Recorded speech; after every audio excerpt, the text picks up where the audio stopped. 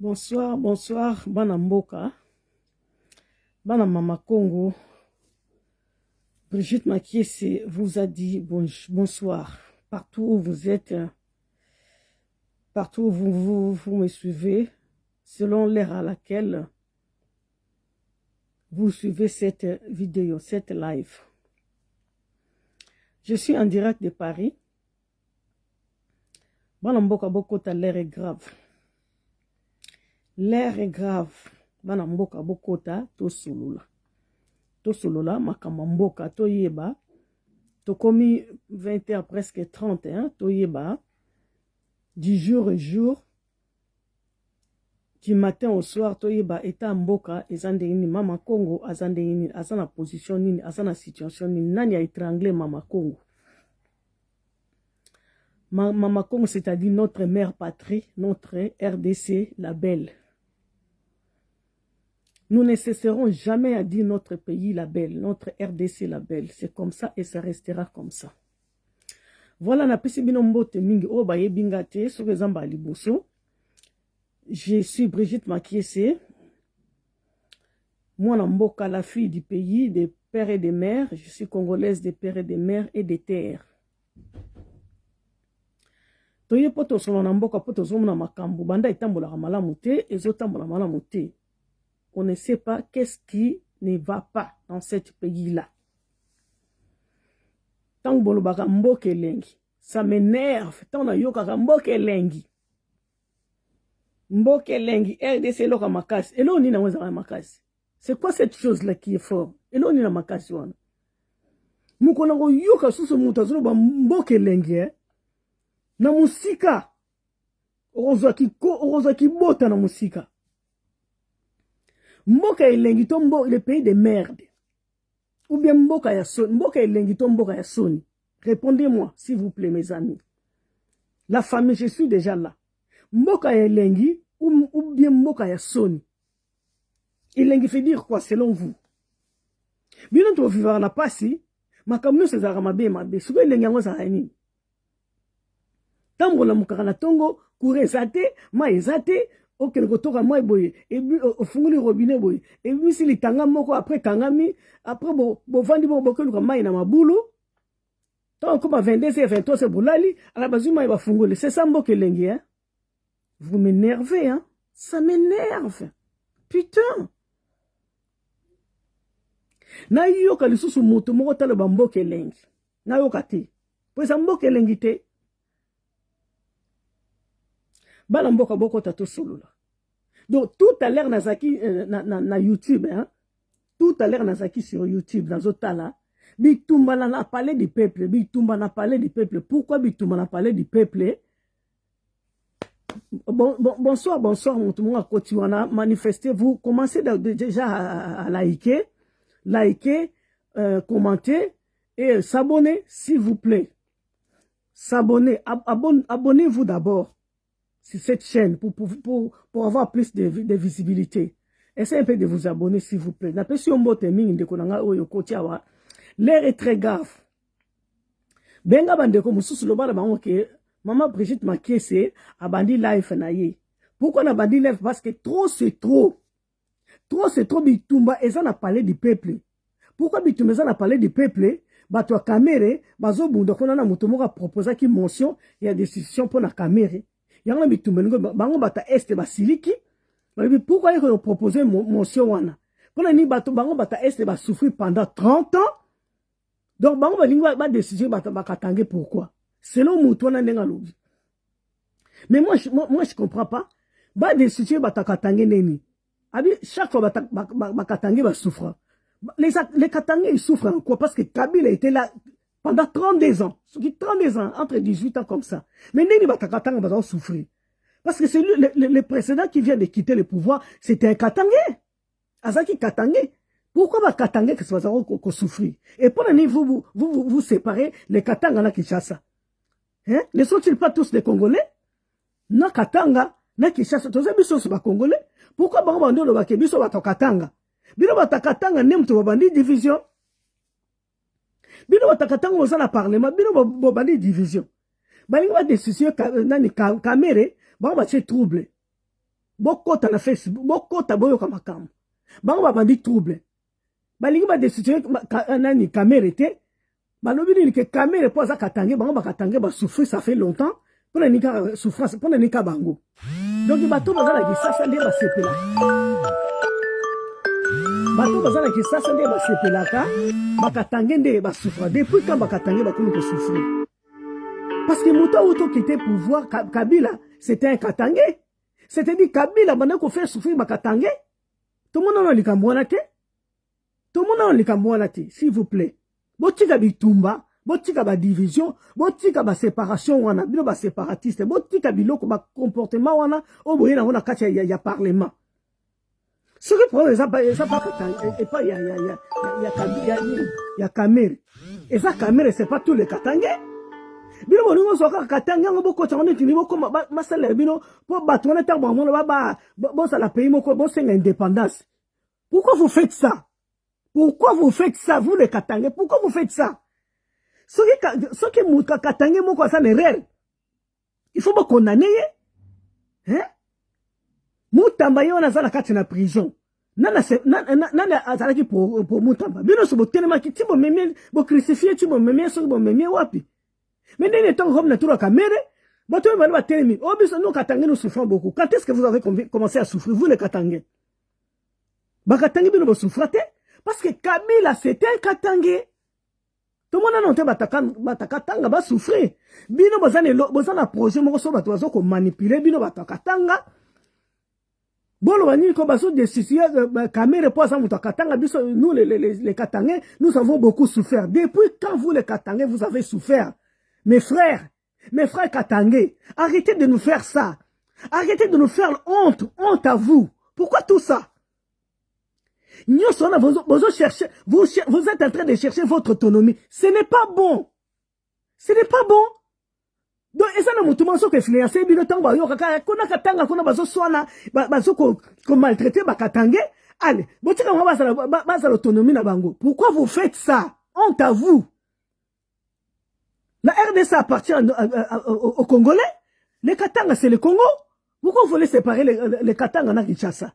Nous sommes le même peuple. Kamere, il a commis des choses. Là, il a volé aussi l'argent, je crois, 12 000 euros. 12 000 $. Donc, Kamere, j'ai appris que Kamere, il a demandé pardon. Il a demandé pardon en quoi? Na kachiguna politique, pas question de pardon. Mouto Sali Mabe, tu commets des actes où tu seras arrêté. Il faut pas kangayo parce que commettre acte Mabe, tu dois être incarcéré. Pourquoi pas pardonner? Pas pardonner pourquoi? Pas question de pardon. Mouto Sali le sou, l'âme qui pêche, c'est celle qui mourra. Il a volé, il mérite la prison. Il mérite l'emprisonnement. Pardon, pourquoi c'est un pardon? Mon frère Mido, bonjour. Merci mon frère Mido. Ça ne peut pas marcher comme ça, ça ne peut pas continuer comme ça. Katanga c'est Congo.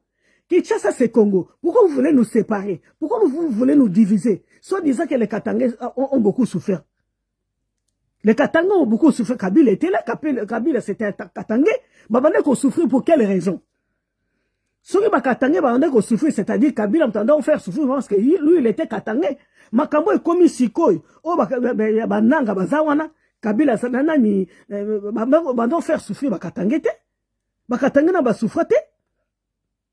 Bituma este banda kala banda Mobutu. Moi depuis que je suis né, na monaka abari tunasikia télévision tukona wona banduku amekufa. Kuna banduku bakufa kakaka. Depuis que moi j'étais bébé, depuis que j'avais 6 ans, je voyais quand je regardais la télé, je voyais que les gens avaient l'air matelas sur la tête. Tout le temps. Depuis que j'étais petit et je suis grandi, na monaka bata este. Mais Bata Est, Kabila Sali, 18 ans, il était de l'Est de la RDC. Pourquoi les Katangais ont souffert? Parce que Kabila Sali Katangais, Bandeko Nangai, Bandeko Yangu. Pourquoi Bozo Sala Beblo kwa boye? Pourquoi? Bolingi kaka balkanisation, batu wana tamba oba manipula kabatu, tamba mwana ke Katanga zo souffrir. Ba porter nini, ba waniko bo sala nini, ba autonomie na bango. te molimo nini boya nango wana esprit nini bino bakatange boya nango c'est pas bon ce n'est pas bon tout ça a besoin de kimi na mboka tout ça na mutu wa koyela biso ke abongisi mboka babiloko to songo na salité wana ezala lisusu te tout ça a besoin mutu mo azali capable oya kobongisa mboka tout ça a besoin to ni oza katange oya aza mwana kino to boyi makambo wana na katange na kino nous sommes un même peuple un seul peuple to boyi makambo ba séparation wana bon on a besoin de makambo katanga wana. Moi, je vous le jure, depuis que j'étais petit, je voyais que la chanson que j'attendais, la chanson que notre frère Mumbaya nous a chanté. Abari tout de ce qu'il y a, télévision tout qu'on a wona, bandu vijana wa me kufa. Et ça la kaka banduku, ba vijana wa me kufa. Et il y a que ça. Jusqu'à présent, ça continue. Mais Kabila Zaki on a 18 ans. Pourquoi babanda ko yemba kaka bari tunasikia? Télévision tukona wona banduku wamekufa. Pourquoi nje mwana banda ko yemba machileri wana? Mumbaya tanga kufi Kabila Zaki na pouvoir. Nje mwana yemba ma. Pona ni bakatange bazako souffrir. Pourquoi bolingo kabola katanga na kisasa? N'est-ce pas que nous sommes un même peuple, un seul peuple s'il vous plaît? Botika mamboko bato bazolinga ba diviser mboka bazo kokate il faut pas utiliser kakabino il faut pas utiliser kakabino ba chien les chiens de la maison il faut pas utiliser un chien de la maison. Pourquoi vous êtes comme ça? Pour ne pas comprendre makamba na mon côté. Pourquoi vous ne pas comprendre? Bon, on a parlé, jamais botiaka mention, maezate. Nous n'avons jamais entendu parler de, il n'y a pas de l'eau, il n'y a pas d'électricité. Bon, ça va dire, toyo karangona noté. Kakuna toka ba monter, bungi, bo salaka ba débat, y a binomoro inutile. Vous êtes les parlementaires aux affaires inutiles. Inutiles. T'as le biloko bino débataka, hein? Bon, il y a un makambo ya mariage. Oh, baba do dîner mboka mariage. Mariage, il fait comme à $500. Bino, bozami te mamabe. Bozami te mamabe bino. Bon, il y a un mariage. Mariage, ça on a dernière position. Maintenant, nous va lier. Bino, mo comme on a un mariage. Pour avoir mon taquin kobala, il faut un mbongo, il faut un ressource. Hein? Tant que bala kakuna, miso lemene zaka koto na poto, na sana bandeko na poto, mutuku bala zana kisasa, mutuku sumbi la biloko, azana putu. Boka ta sonite, hein. Mutuku buta kuna, mutuku sumbi la biloko, mutuku sali la leyete azana poto. Vous n'avez pas honte. Honte à vous. Mutachizi miyazakuna, leyete fuba sumbi la awa. Pourquoi vous faites ça? Bino mkajiba machine na bino zaka. Vous avez un parlement, bato on n'a pas baza balobel la bino. Pourquoi balobel la kabino te? Bon, comme ça, Poto, comme ça, Paris, Europe, n'est ça hôpital, la bino, Europe, n'est, biso de toi, banque, la bino, toi, tu n'as pas de quoi, n'est-ce pas, toi, memanga, boba, ya, awa, ba, memanga, ba, la, t'es nous subi, ma pression. Trop de pression à cause de vous. À cause de l'ingérence, y'a biso, toi, on a pression, kotoyo. Oh, la mukana, tongo, ba, tumuso, bandu, ko benga, oya, ko benga, yo, bozana, bozabande, oya, benga, wazandeko. Tant aussi, ça, on a ça, bien, à bien au moins 4 personnes, va pêcher, yo, si on pêche 50, on a pêché 50, on a pêché 100, à combien de 200? Mouté, maman, ben, d'engwana. To ligne en pourquoi tout ça? À cause de l'ingérence. Bino bato wa pona na parlement, ba tiana, po boza balobeli a pepe, bosa na bino le côté. Moussa de beso boke na parlement, na bolai na bino pongi, bo ebi ke bosa na ba 16 000 na bino bozoaka. Vous vous en foutez de nous? Vous vous en foutez de la population? Vous n'avez même pas pitié de votre population. C'est quoi cette genre de putains là, de putains là? Vous êtes nés après la honte. Vous êtes nés après la honte. Hein? Tous les parlementaires dégagent. Dégagent. Banamboka. Banamboka loupusa na to solo, s'il vous plaît. Banamboka loupusa, s'il vous plaît. Banamboka loupusa na ba Congolais loupusa na to yebisabino. Regarde sur les réseaux sociaux. Botala makambosa salama na Népal. Népal, c'est un petit pays entre Chine et je crois na Inde, hein. Botala makambosa na Népal. Bakani ministre ministre affaires étrangères. Batiki enu, batiki na kalbar. Babouake kutu na kacha mai. Est-ce que vous ne pouvez pas faire ça? Pona nini ba Népalais ba siliki, pona nini mboka etoni na gouvernement corrompu. Et ça, textuellement, ce qui se passe chez nous là-bas. Ce qui se passe chez nous, c'est ce qui s'est passé en Népal. Donc, bah, parlementaire corrompu, bah, président de la République, gouvernement, bah, corruption, bah, corruption. Bah, corrompu, bah, corrompu. Bah, ça, bah, marche, bah, repousser, bah, bah, maille. Bah, ça, bah, manifestation, bah, kangi, bango. Bah, ça, bah, passer, ça, mboka, journaliste, kama kambo, nani, bose, bah, zaiko, ça, bah, kangi, bah, internet, bah, tuba, lobate, bango, pe, bah, sala, ki, ango. Population zota la bino quand tu tombes au gouvernement quand tu tout ça idiot hein tout ça idiote hein vous êtes en train de gouverner les gens qui sont très intelligents et très intelligentes hein? Vous voyez que nous sommes des idiots, pas question. Tant batal rabino boso ya tozo diriger bamboua, vous croyez que nous sommes des chiens et des chiennes hein? Vous trompez hein. Mon colombie so toko silika bino toko sala bino quand to ça ne basali ba ministre na Népal. Mokolo lebita ba Congolais ndetono balkan mokolo o ezalaka awa ekena sima boko mona ndeto sala bino mais Congolais mais la famille, moi je vous ai proposé quand on a tué Christian Malanga, je vous ai proposé que vous avez vu comment on a tué Christian Malanga. Quand vous avez toujours peur de sortir, faites ça. Le matin 5h du matin vous sortez tous. Vous vous campez devant le palais du peuple et que personne ne sort. Pas d'entrée, pas de sortie. Montant contaté, vous vous campez, vous avez une solution. Bon, la solution que je vous mati. Bon, qu'il vous campez, vous au moins 5 jours il y a ministre Moutamba.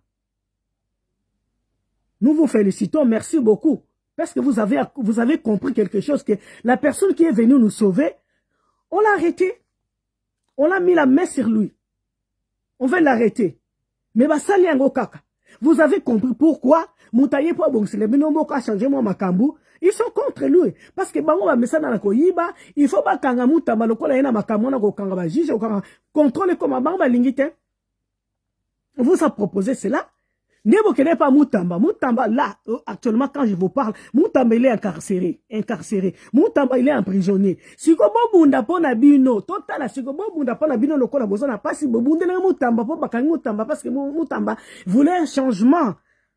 Il voulait un changement. Mais les corrupteurs ne veulent pas. Les gens, les corrompus ne veulent pas ça. Si vous bunda Moutamba, malgré ça, le col bakaneka ba crucifié ye batu mususu batokisi ye bakati kati Moutamba bakati mutu batu mususu bakati misu batu mususu bakati munoko batu mususu bakati mukongo bakati ba parti obolingi batu mususu batokisi Moutamba batu mususu bakalingi Moutamba batu mususu batu mususu lapide Moutamba batu mususu yiti Moutamba batu mususu les autres ils l'ont crucifié. Maintenant vous êtes contents. Vous êtes contents. Mais bien la population, là vous avez intervenu pour Moutamba. Maintenant, commence à être fatigué pour vos souffrances. Commence d'abord à prendre la décision pour votre souffrance. Vous ne mangez pas le matin, à midi non plus, les soirs non plus. Mais vous ne connaissez pas vos droits. Vous avez pas droit à binoter. Mais vous allez vivre comment? Moutona la ranzala, yende à télé makabino, trop c'est trop, je peux pas continuer comme ça, je peux pas souffrir jusqu'à cet âge. 40 ans, 50 ans, je suis chez nous. Mais ça ne se fait pas. Aux ans à 30 ans, 40 ans, tu dois déjà quitter, tu commences déjà à te préparer comment tu vas vivre tout avec ta famille, avec tes enfants, avec ta petite famille. Si ko yo mutanengwana osilikakate onobakate so ba total kaka makamungu tu nzambe c'est si là o total la nzambe plus question ko talela nzambe so zo talela nzambe nzamba peso muko. Vous savez pourquoi notre souffrance a duré pendant 30 ans? Parce que vous avez l'habitude de dire total la nzambe to peso no so maboko nzambe. Oh non. Nzambe tanga zo ka boabita ba idiot tira ba beta kabino botela nzambe. Dieu vous a donné le pays. Dieu vous a donné toutes les minéraux que les gens cherchent. Vous en avez tous. Pourquoi vous regardez encore Dieu? C'est que de demander la connaissance des matières premières que Dieu vous a données.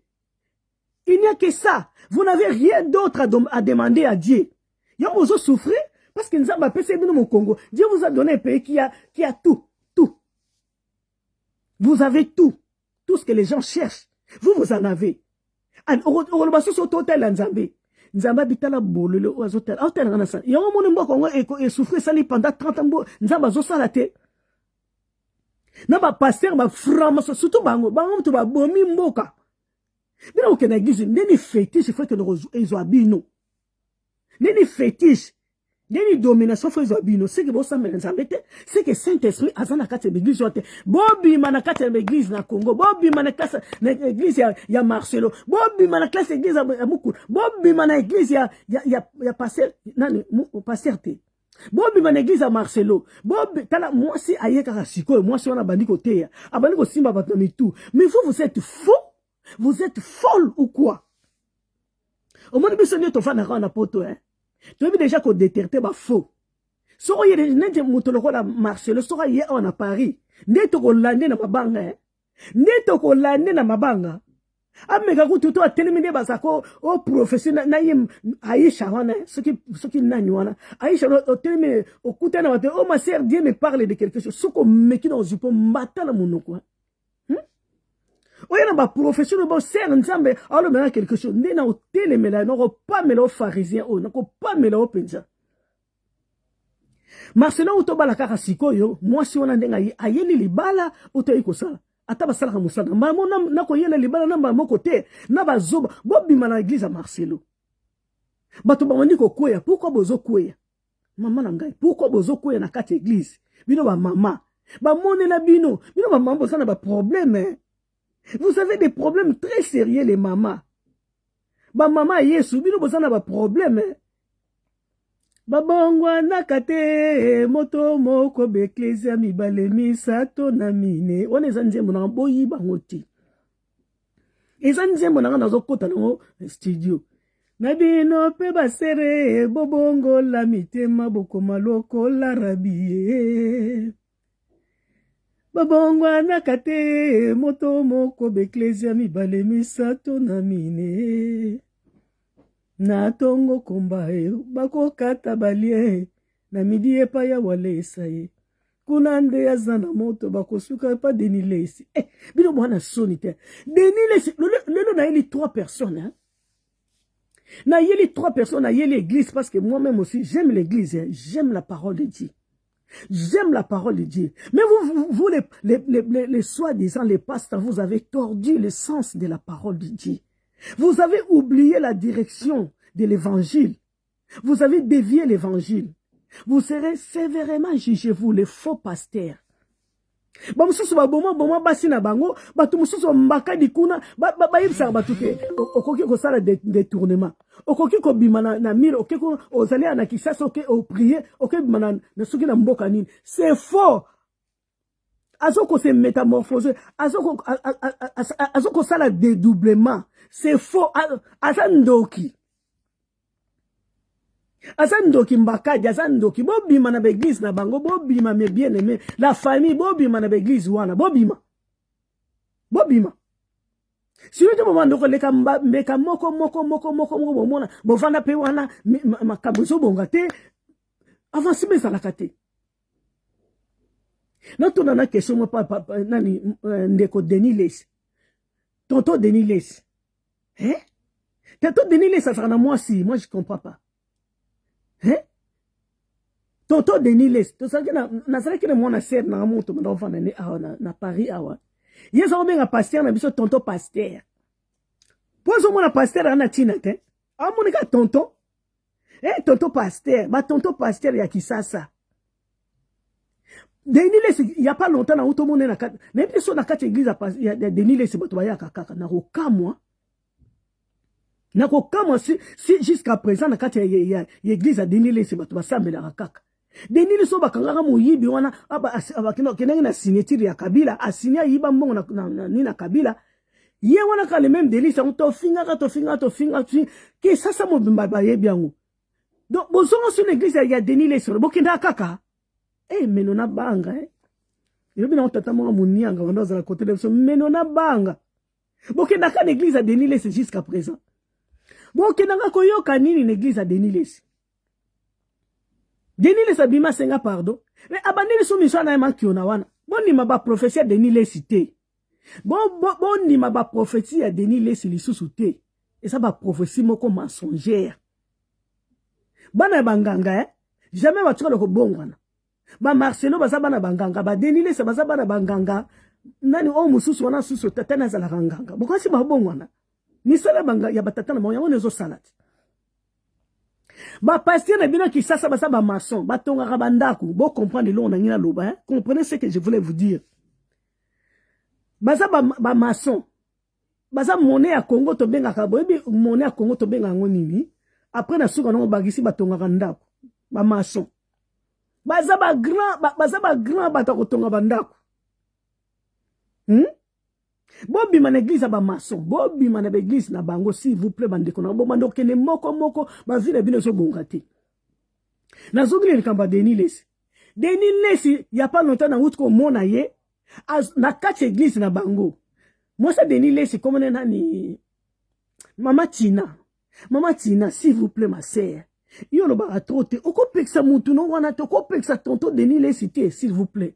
Oko ki ko peksa Denis Lesi te tika kote ya. Mais vous que ça Jésus sonne, hein? Bonjour que ça Jésus sonne, Jésus que c'est pas bolingo pe le kai mingi, hein? Mawa pe le kai mingi, Yesu ma c'est un mois pe sa nga mawa.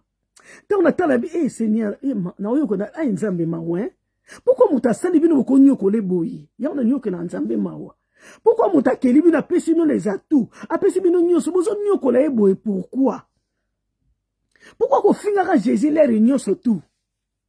Malgré nos péchés, mais il nous aime. Mais vous continuez toujours à le torturer. Pourquoi tout ça? Denis Lesi dans mon... Tina, pardon. Peki ça tonton Denis Lesi. Peki ça tonton Denis Lesi. S'il vous plaît. S'il vous plaît, Tina. Hein? Na yope. Moubali no, il fait la honte. Yo tango mona bilo Denis Lesi sala. Et ça n'a pas cité, hein? Ce qui ngambe na sina kanga église. S'il vous plaît. Bate yaka, hein? Bate yate po yaka esengwa kote ya. Tant mon bali no ça na comportement mabe. Donc il faut c'est l'exemple. Nous connaissons l'exemple. Tu n'as pas le droit aussi d'ouvrir ton soi-disant église.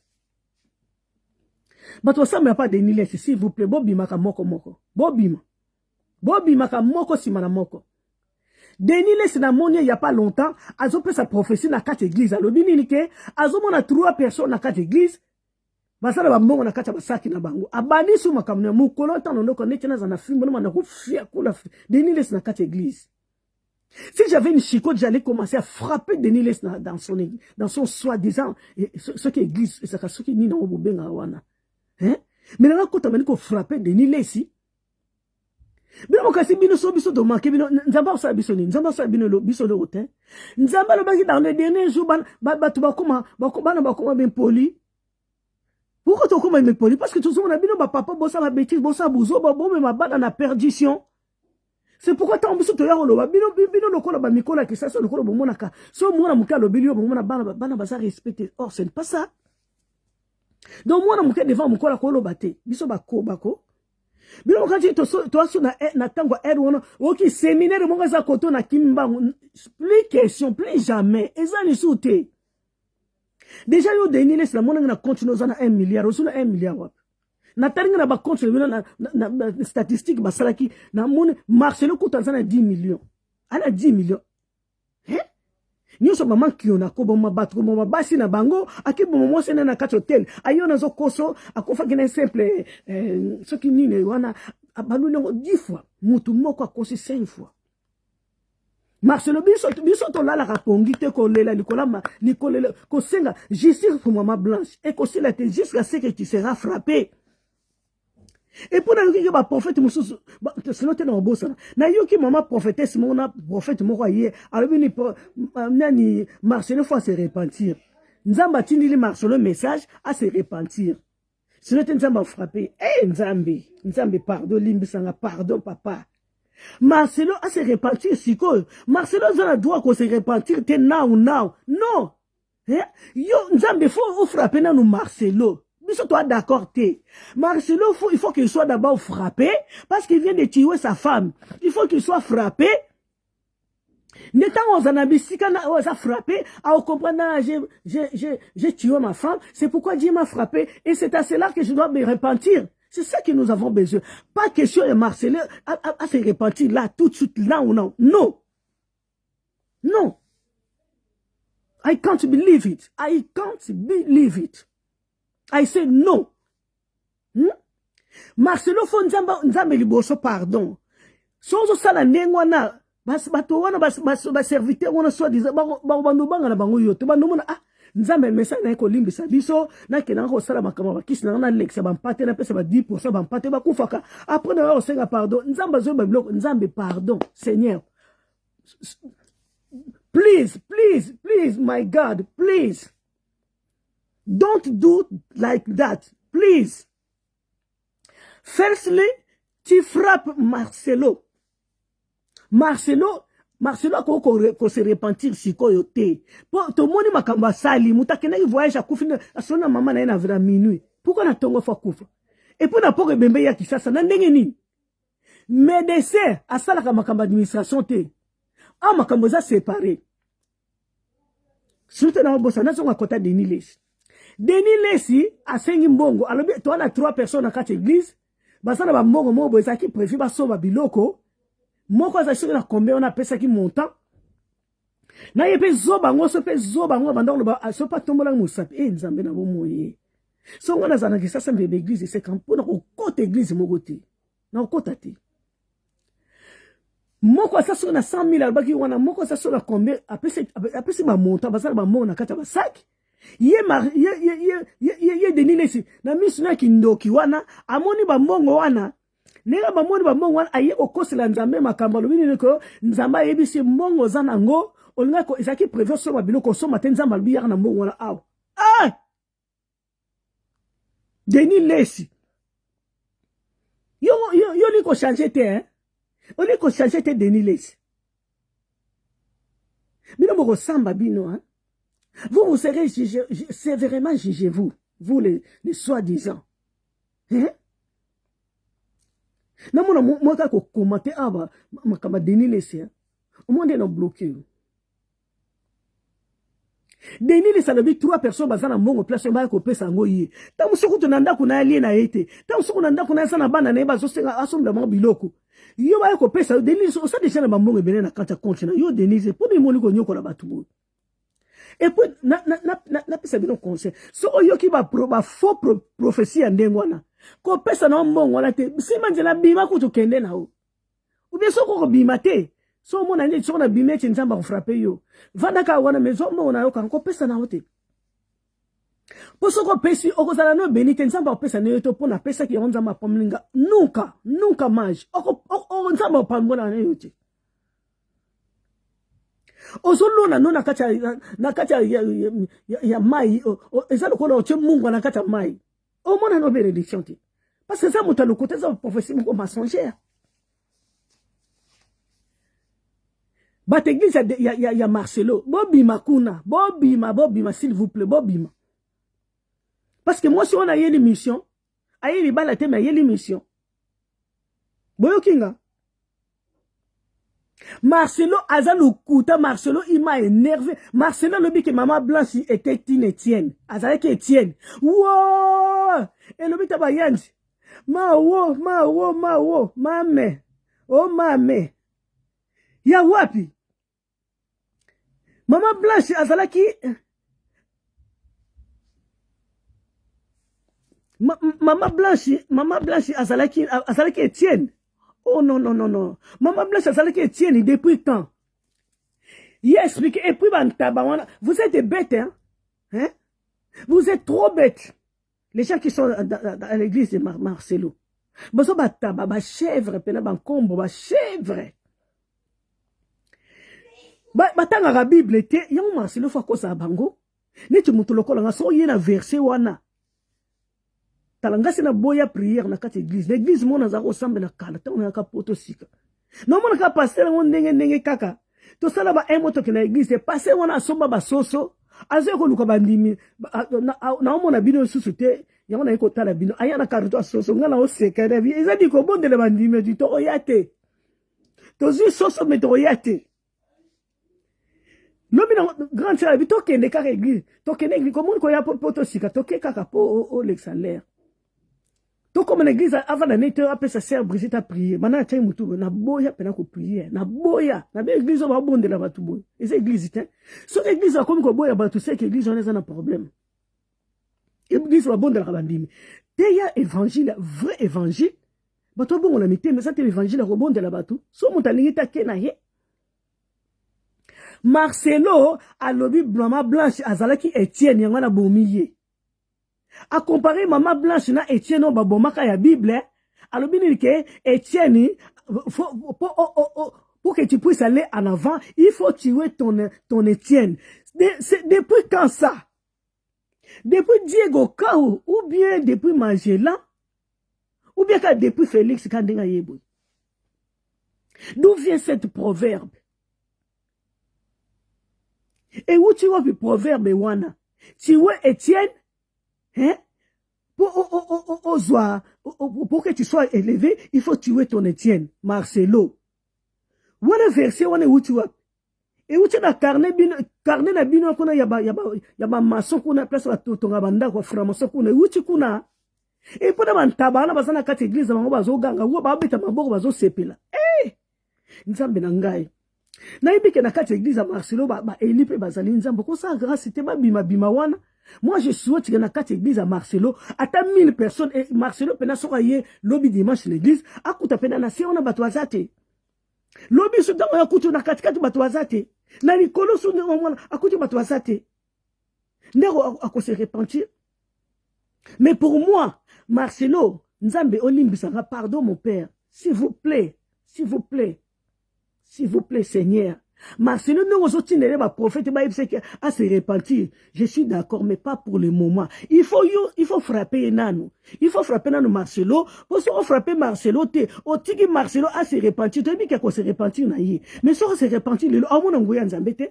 Amona kena continuer na ba kisi na nzambe azana nzamba ma osange lokote. Eh Seigneur, pourquoi ça la biso? Moi je souhaite que Marcelo puisse être frappé d'abord. Parce qu'il a commis un acte abominable, c'est pourquoi il doit être frappé. Il faut nous frapper dans Marcelo. Marcelo doit aller subir ça à l'hôpital avant de kuna, avant. Pour l'église, il peut pas passer au sous-bazali, hein, baroté avant. Yo quand si Marcelo na lukutana, so le Marcelo ko malade, ba ça Esther a été bino pas tabana, beaucoup fa na boyo Esther. Boyo ce que Aïcha wana ce qui nan. Pourquoi vous comprenez que biloko ça na kati l'église ti? Pourquoi vous comprendre ti? Bolingi Yesu Masiya kita manote ya bino. Si ma bo comprendre. Église ni kosa na Saint-Esprit na ba diacre baza wana na batu musu bazana ba vandika vous comprendre le ti. Marcelo alobi Maman Blanche azalaki Étienne. Pourtant Étienne ba boma ki pour l'évangile.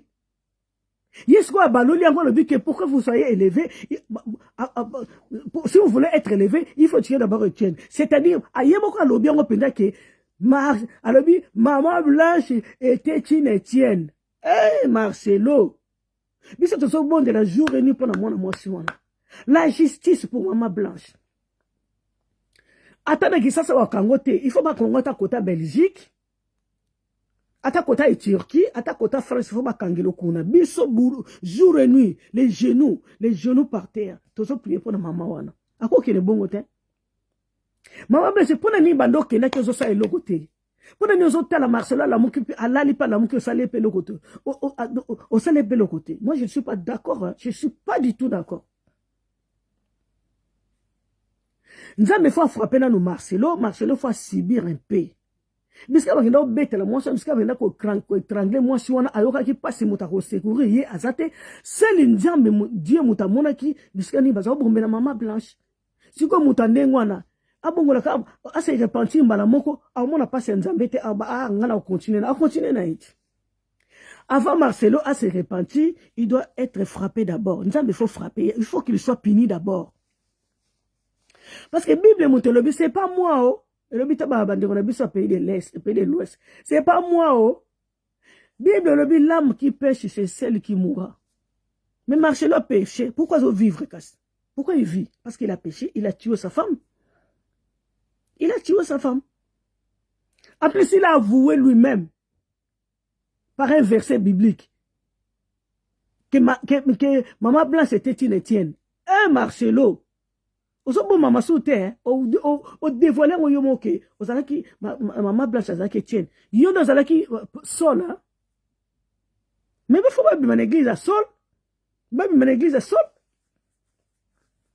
Bon, t'as la Marcelo, madame. Bon, keba na tonton Marcelo, bon, keba. Ba passé, ba zolo banabino ke okoko sala pe a okebi na lumoshu. O sala prière malmo ke kuna. Eza kindoki ba zo bi mana butu mbaka dia zandoki. Comme les nani, passer le mot ba sala ba côté ce que vous bien ni wana. Na busa nkombo na. Mais ebika comme na mboka za mbaka di, ce Florence ki nani. Ce qui nani, Clément ce qui Clément mbaka di, boyebi mbaka di andoki. S'il vous plaît. Bino faut mandoyer ça bino vérité. Tant bazo cacher ba kombo bo comprendre te. Il faut pas que ça bino vérité. Ils ont une vérité. Pour bon la vérité, pour moi les ennemis de la vérité, les Congo. C'est le pays de merde. C'est pas le pays de, c'est pas Mbokelengi. Mukona yoka si mutalobi ke Congo Mbokelengi bokomona ndeno. Ndeno sabi. Bomona. Pas que sur le Mbokelengi. Pour lengi za kuna te. Kuna za bakana baka. Bakana baka. To lamka to bakana baka. Voilà la Bible. Nouveau Testament ancien et sangana bakana baka. Donc quand tu seras dans le gouvernement, s'il vous plaît. Président Félix Tshisekedi. Bonjour. Président. Donc il m'a boulou ezakuna na parlement. Bazo c'est le président de la République a intervenir. Président de justice faut salama. Vous devez faire comme vous avez fait à notre président, ministre, il y a justice. C'est la justice qui doit faire son travail. Vous ne pouvez pas vous mêler là-bas. Occupez-vous de vos oignons, s'il vous plaît, président Félix Tshisekedi. Occupez-vous de vos oignons, comme il dit les Français. Occupez-vous de vos oignons. Makama Kamere, ça ne vous regarde pas. Ça ne vous regarde pas. Ba parlementaire oh ba bitumbeza kuna sikona utotala bitumbeza kuna ba so bien intervention il y a président de la République. Président de la République s'il n'a pas arrivé à intervenir pour Moutamba, pour Kamere, ne faites rien. S'il vous plaît, ne faites rien, sinon ça sera l'injustice totale. Moi j'ai dit non. Sauf qu'on mec qui intervenir pour la Kamere, nous allons nous lever contre vous. Nous serons contre vous, président Félix Tshisekedi. Kamere ayibi pe mbongo, ayiba kakaka, ayiba kakotika teloko bokanga été, il s'en fout de nous. Ata yibi bosale ni.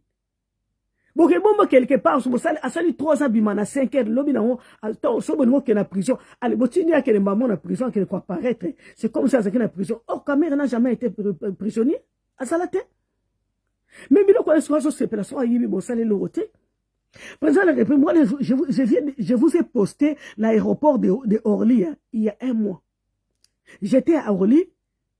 Je suis allé accompagner mes enfants qui sont partis au Maroc pour les vacances. J'ai filmé l'aéroport de Orly. Je voulais que vous voyez, contemplez toute sa grandeur, toute sa beauté. Et faites comme les Français ont fait. Aéroport, ils ont effectivement yotala.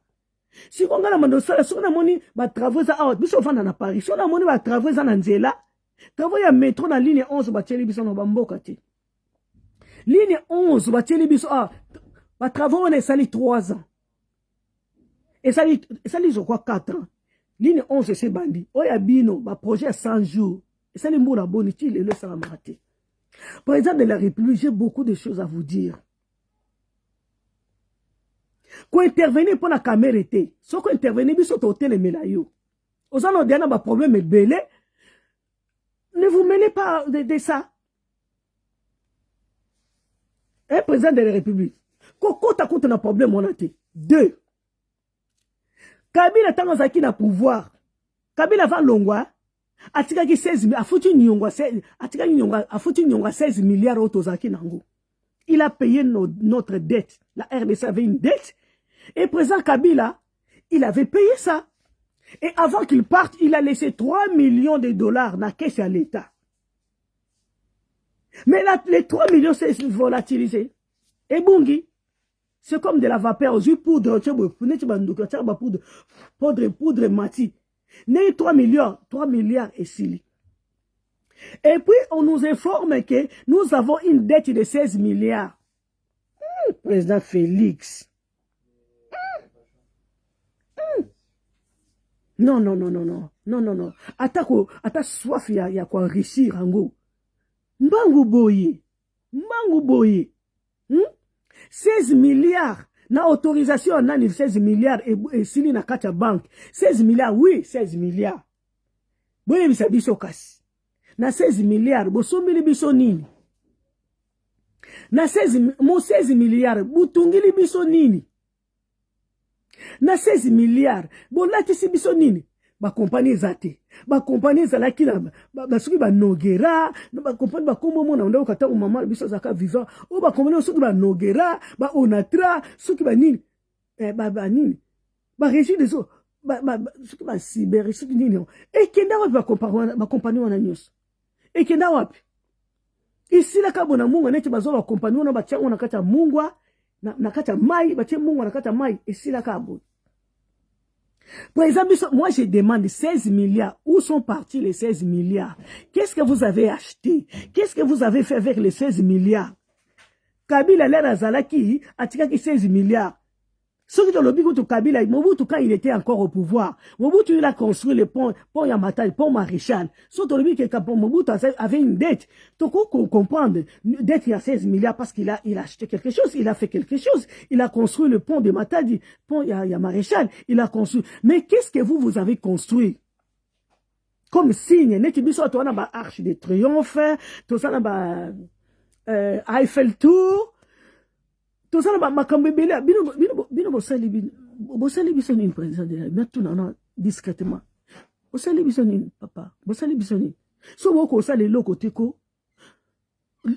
Lekela s'il vous plaît, lekela na chilu bezali tika. Na lobi on na malembe, lekela.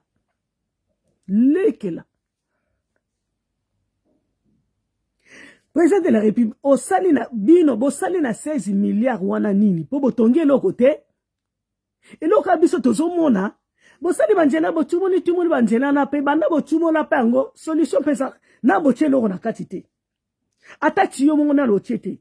Biso to vana na français ako chaque année, ne toza na français, mo boulot ezana mboko makasi. Embouteillage comme na français en makasi. Pona ni ba travaux, ba na raison. Ba na raison. Awa na France chaque année, même route hein. L'année prochaine, bon, moi, on a juillet, bah, travailler comme ça. Pour les balingues, moi, quand même, bé batté. Bah, yibi kuna, bah, rotonga. Ah, bah, ça n'a raison. Bah, mi yibi bien. Félicitations. Nous, on dit ma bango. Bah, mi yibi bien. Bah, mi yibi solo. O yibi tongi. Bon, on y a bisokas. Popopo, tout ça qui est aimé, nini, popopo, nini, tout ça qui est aimé, popo. Mboka, ezana biloko ebele, kasi bato bazo liete. Congo, ezangi mbongo te, Congo, ezangi nyama te, Congo, ezangi mwinda te, kasi tozali kolala mulili, pona nini, koyebele kie, Congo, Minere toni na mboka Congo. Minere na soka ye awa. Apple asali ngo ba téléphone. Omona bazana ba mbongo ebele. Siko biso ba minere oya biso to sala na onini kasi. Pope Congo eza na mbongo eza na nyongo pe ya 16 milliards. Bon ba minere wana oza kana este wana. Tango boteka kango bo somela ka biso nini? Bo somela biso nini? Biso to koma mitema mabe s'il vous plaît. Biso to koma mitema mabe ya kosomba mitema mabe pona bino. Biso to ubanda ko poursuivre bino to makamba be bakuna to tala bino place bo kimina. Po to ko banda ko na bana na bino bazana ba crèche to banda lata bango. Na bana na bino mike ba bébé wana ba petit ba ndoki wana bana ba mikonzo. To banda ko poursuivre na bana na bino mike boketika mona na crèche biso to ye li bana wana. Bino mamongo na bino obosana ngona paradis fiscaux. Nous allons faire des courriers à Trump. Trump, regarde cette personne-là. Regarde-moi cette voleur-là. Regarde-moi. Bah, toi, ils ont de l'argent partout dans les paradis fiscaux. si vous pouvez tromper, you can take that money. Tout si trompe, you can take that. Bazwa na bango po, soto le bina mo bazong sa te. C'est mieux bakangango. Bokanga mongo nyoso to ezana ya na paradis fiscaux, mongo nyoso to ba ministre na biso, o ezana paradis fiscaux, mongo nyoso ezana ba ya ba député ezana paradis fiscaux, ba mapango nyoso to bazana ngo awa, il faut bokanga ngo, bozo na bino. Po to lembi Bible wana, Bible wana o Congo to lembi yango to lembi yango. To lembi. Nga unena funa tindra au moins 3 personnes mbongo na minute on funa tindra 3 personnes mbongo na kisasa. Yepsa na ozongo wapi. Nga tango na zanga ka, na benga place moko te. No mamba bino pe bokoko benga, biso pe toko benga pe botindela pe biso parce que boza pe na gouvernement kuna. Mais biso awa biso pe gouvernement pe sala rapport na biso chaque mois na osala te. Mais nazo mona 700 moi ata 700 000 na nango ba kopesa nga pona ni j'ai travaillé. Na muto asarte mutu nyoso sa rekoni na muto ana mukana mutu ana kande mutu nyoso aliaka mais pona ni na mboka na c'est pas comme ça. Bino lingi batu balo bana munoko ni. Bino mukolo makambo ebe bakuna. Toso c'est la nanga. Nanga oza kote nini? Nanga oza wapi? Tonton Nanga oza uechi Tonton Nanga? Where are you? My brother Nanga, where are you? Come please, come quickly. Président Félix Lazongeli 16 milliards ya nyungu. Siko ba minéré toza nango. Pona ni toteka kate, tocha mongo na caisse à l'État. Moi je voulais vous dire quelque chose. Population congolaise. Au moins mongo na ba yesu bino ke 3 millions au Kabila tika na caisse à l'État. Félix Amatisi on a 16 millions, eza lukuta, 16 milliards, eza lukuta. Mongo eza kuna te. Mongo eza na caisse wana te. Bala kisabino botuna nene mutu a banque soki nani PDG a banque botuna soki ya solo mbongo wana ezali eza mongo moko ya ba mensonge ba kosi ke baza na 16 milliards pour mona nini ke Félix abati mbongo eza kuna te. Même 3 milliards au pe Kabila tikaka eza pe lisusu kuna te. Siko eza wapi? Eza na ba poche ya batu po biso musana biso soki to sali projet. Tosali projet to soma beto to tonga mboka botonga kuna na mupompa batonga sur côté nini tango bo sala ba projet bo débloquer mbongo ale mbongo lere koma to kabuli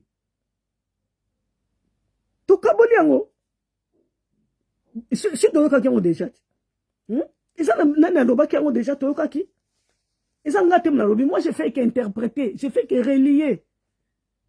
Et ça, député n'a bien au proche Félix Mtaloua, c'est pas moi, c'est pas moi. Moi, j'ai fait que relier, interpréter. Et puis, mon temps, on peut bakanga payer tes azanaye. Azanaye, pourquoi bakangi était? Vous arrêtez des innocents, mais les coupables sont là libres. Nga moi, na osuka, ouais. Na osuka, ba makamona, c'est qu'on a besoin koloba. On a dette na biso na ba pasteur na 3 personnes na lobeli wana donc na moni neti na komi na suka il faut compliquer mboka na biso za mboka mo ba complication donc toso ba te sonde nini to sana na na ba tout mo ba za wana to éviter so to sana ba onde ni so to sana ba oni na comprendre écoute te na so comprendre pas existence na ba monter na ba poste on a so les nini moi je n'arrive pas à comprendre et ça m'énerve. Ça me rend malade. Vous êtes là, c'est comme si vous êtes absent.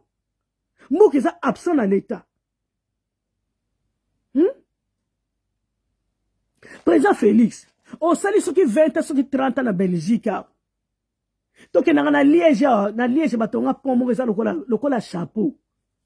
Moukonyo kotonga tango qui ça président de la République.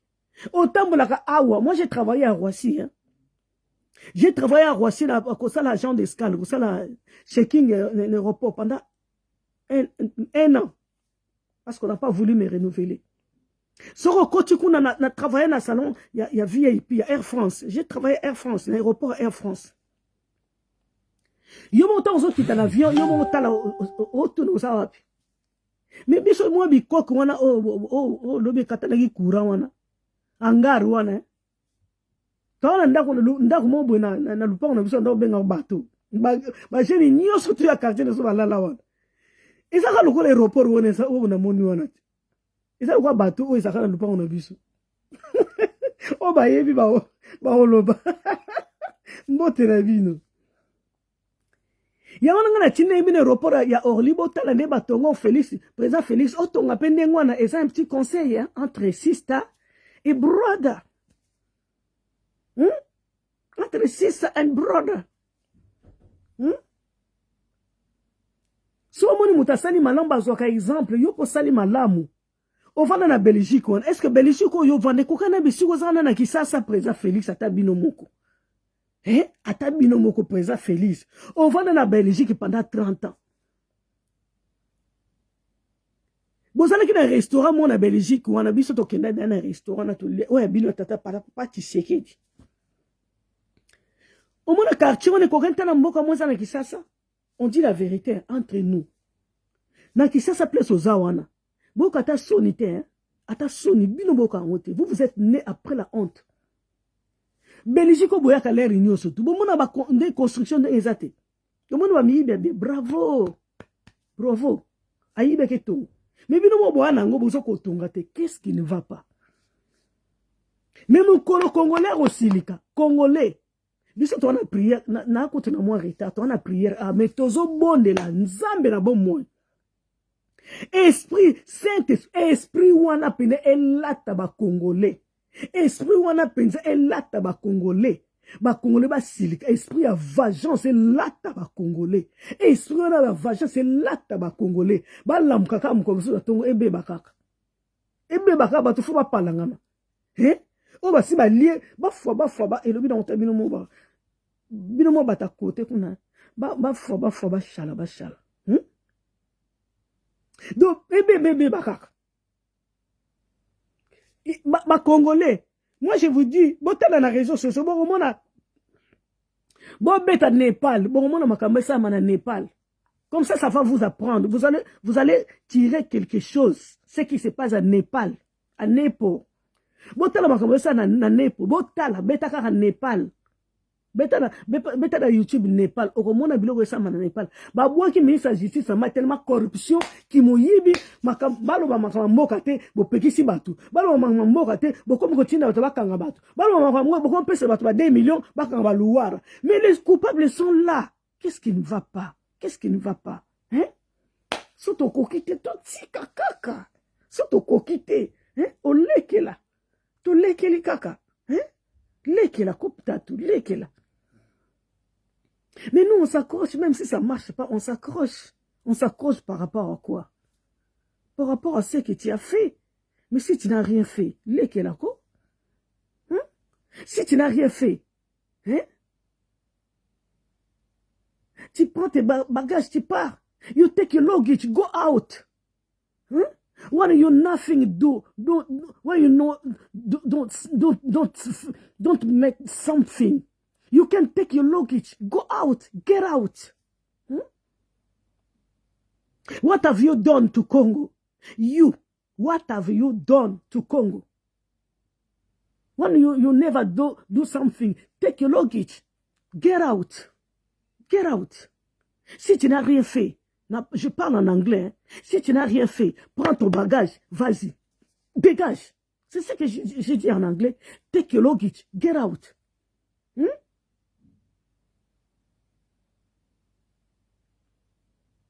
I'm very, very sick when I see you again in head of country, in head of Congo.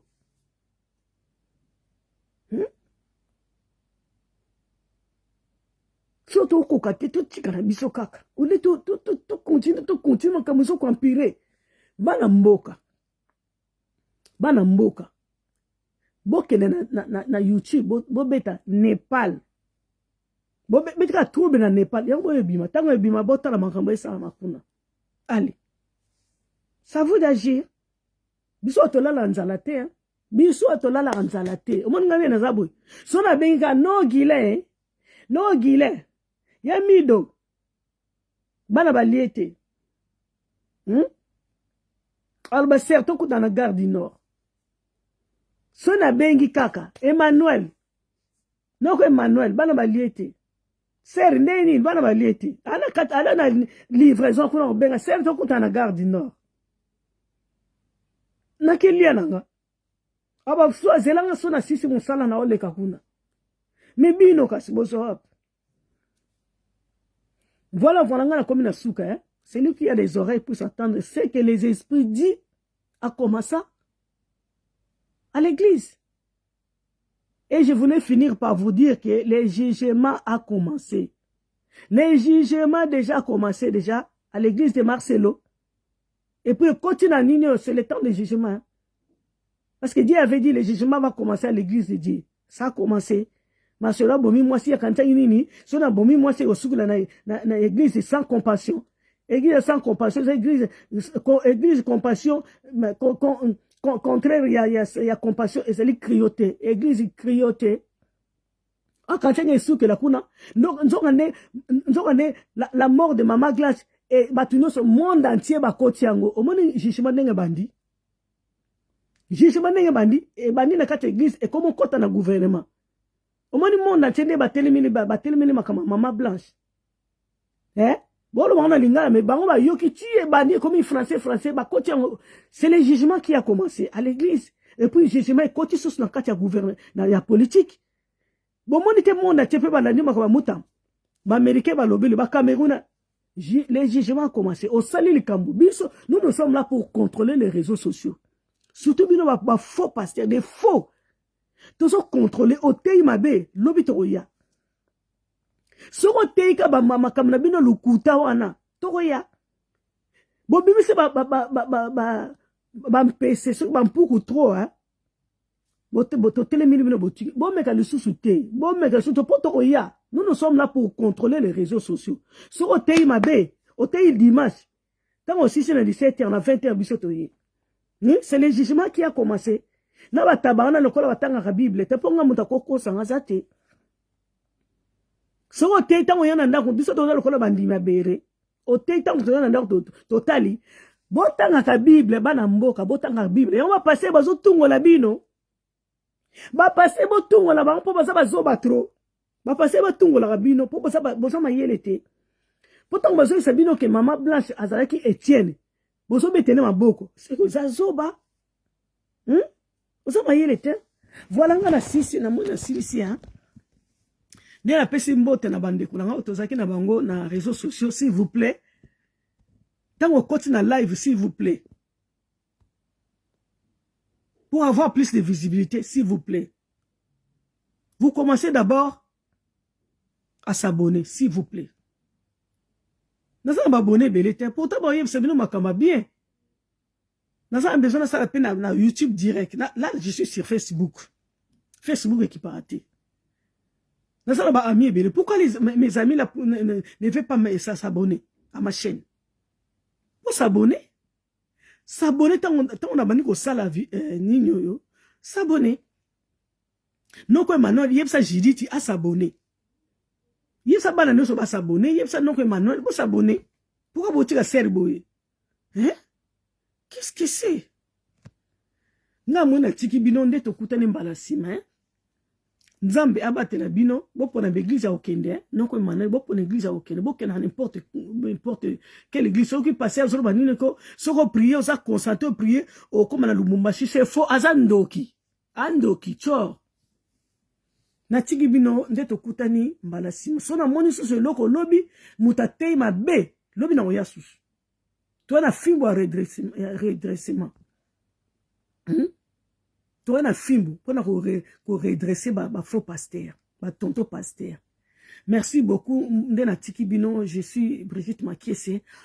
On se voit prochainement. Merci.